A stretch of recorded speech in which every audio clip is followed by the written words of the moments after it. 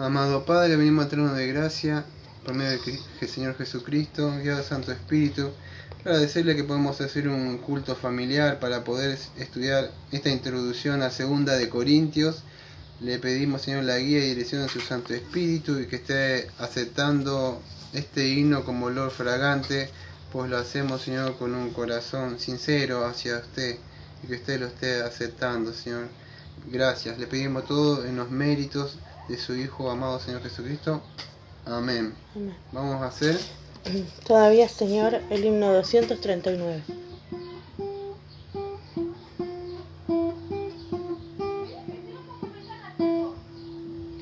Todavía, Señor, hay un gran conflicto en mí, entre lados opuestos de mi ser. Hay un yo egoísta que no se rinde ante ti, y otro yo que te quiero obedecer. Todavía, Señor, no soy lo que debo ser. Tú mereces de mi vida lo mejor, pero gracias a ti, que por tu poder y amor ya no soy lo que era, Señor.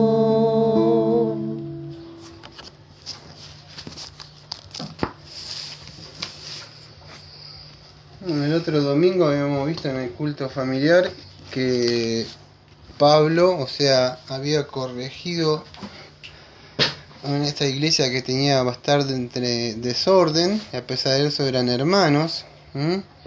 Cuando nosotros hacemos una reprobación o llamamos la atención a algo, generalmente hay dos reacciones, una que reaccionen bien y otra que puede llegar a reaccionar mal. No sabemos cuando hacemos una exhortación o reprobamos algo, pero con frecuencia hay varias reacciones variadas. Y así sucedió con la iglesia de Corintio.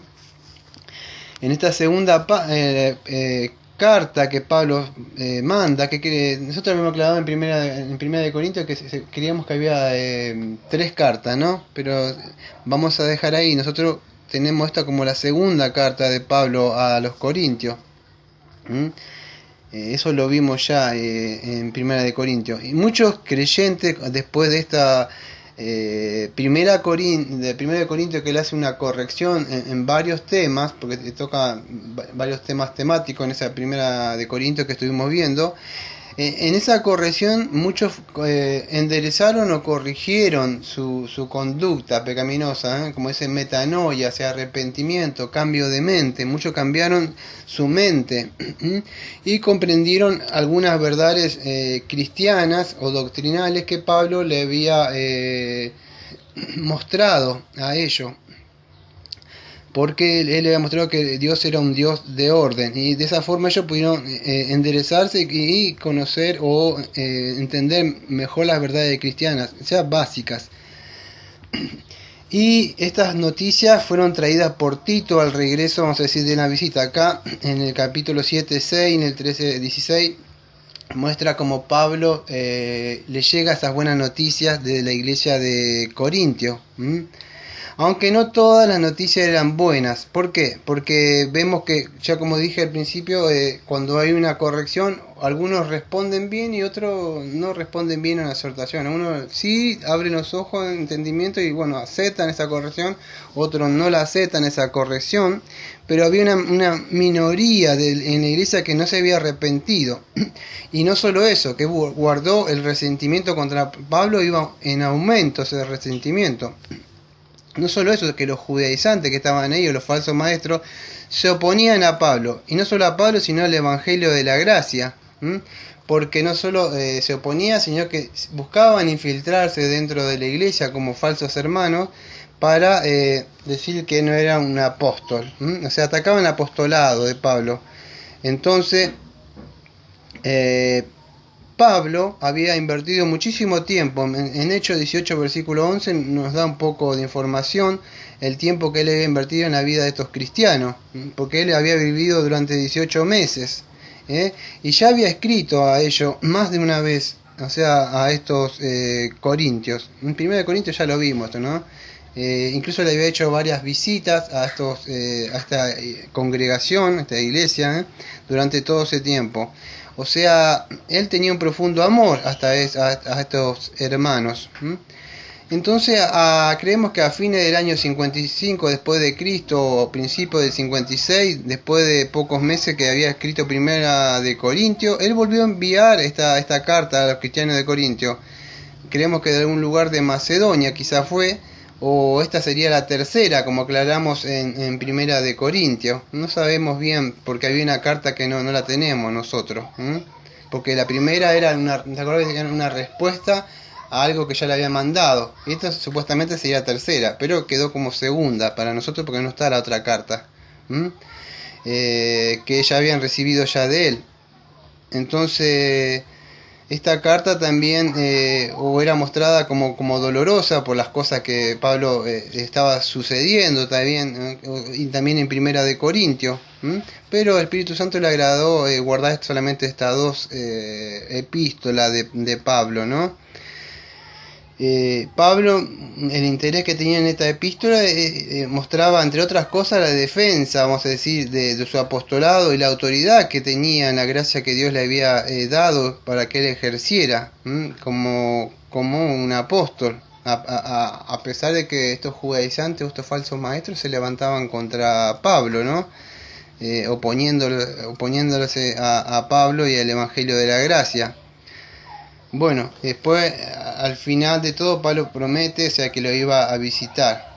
Bueno, voy a hablar un poquito de esta epístola. ¿Me acuerdas? Es una vista panorámica, es una vista por abuelo de pájaro. No estamos, es una introducción, podríamos decir. Entre otras cosas, que habla Segunda de Corintio, a diferencia de Primera de Corintio, Pablo discute varios temas prácticos dentro de la iglesia. En Segunda de Corintio, él en su discurso, que es creo que es uno de los discursos más teológicos, o sea, que aparece, porque él enseña verdades que no aparecen en ningún otro lado del Nuevo Testamento.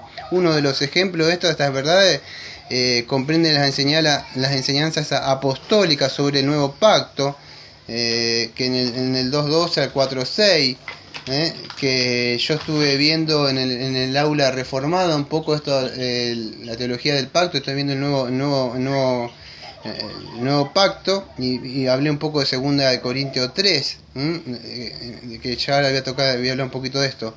Otra de las cosas que él toca, la muestra nuestra morada terrenal, nuestra morada celestial, del 4.7 al 5 versículo 10. Y después habla del ministerio de la reconciliación, capítulo 5.11 hasta el 21. Y estas enseñanzas estaban un poco bajo un ambiente un poco bajo presión.